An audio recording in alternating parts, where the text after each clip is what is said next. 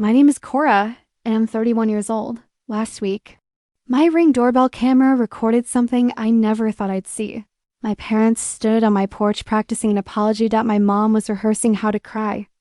My dad was mumbling, "We miss you, sweetheart," like he was memorizing lines for a school play, and my sister Melanie stood beside them like a director, correcting their every move. "Mom, the tears need to come before you say sorry." "Dad, don't cross your arms, it looks insincere." They rehearsed 6 times before ringing the bell. They had no idea my camera records everything, including the 12 minutes before anyone presses the button. I watched the playback twice. Then I opened the door, smiling. When I said next maid, all 3 of them freeze. Let me rewind 8 months. That's when I discovered $12,000 had vanished from the savings account I'd set up for my grandmother's medical expenses. I'd been contributing $500 every month for 2 years. The account was supposed to help cover Grandma Eleanor's cardiology appointments, medications, therapy, things Medicare didn't cover. When I checked the balance one evening, it showed $847. I called Melanie immediately. "Oh, that," she said casually. "I moved it into an investment opportunity. Real estate. It'll double in 6 months. I promise." "You took money meant for Grandma's medical care." "I didn't take it, I invested it." "God, Cora, don't be so dramatic."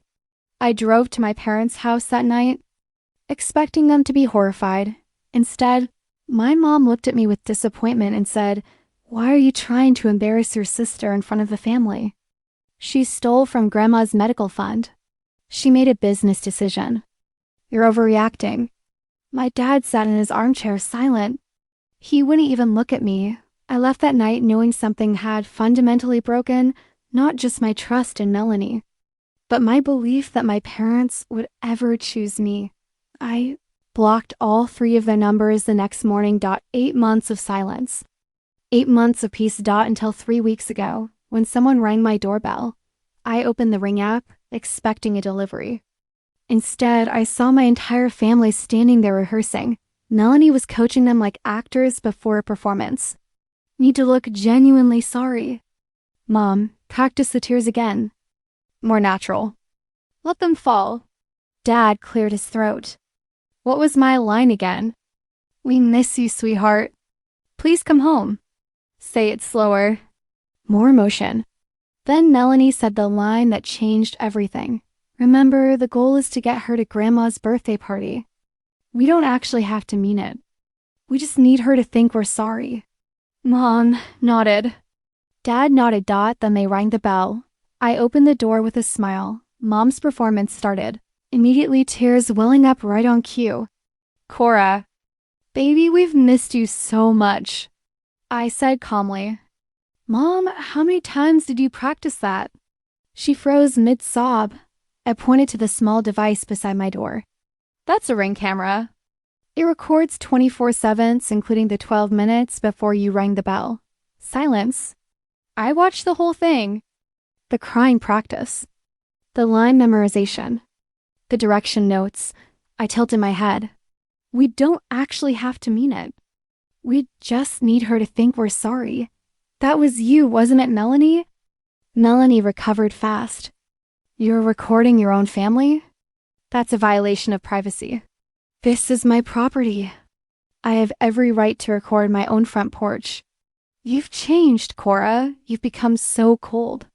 I almost laughed. I've become someone who doesn't fall for performances anymore. There's a difference. Then my dad finally spoke, his voice weak. "Your grandmother's 75th birthday is next week. She wants you there." "I know. She texted me. So you'll come?" I looked at all 3 of them. "I'll come for Grandma. Not for you." The party arrived. Everything was perfect yellow balloons. Catered food, 50 guests. Halfway through, Melanie gave a speech, painting me as unstable and claiming the family had been so worried about me. Then Grandma stood up. "I want to talk about what family really means and about the person who's actually been there for me these past 10 years. Her eyes found mine. Cora, come here.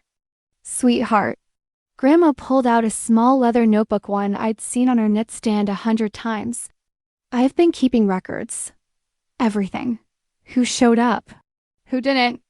She started reading dates, details, proof. Then she said, I know who showed up. And I know who didn't. Melanie tried to interrupt. Grandma didn't let her. Then Melanie's husband, Tyler, stood up, drunk, broken, desperate. Tell them, Mel, or I will. $50,000, that's how much she owes. Gambling debts. She's been lying to all of you for years. The backyard erupted.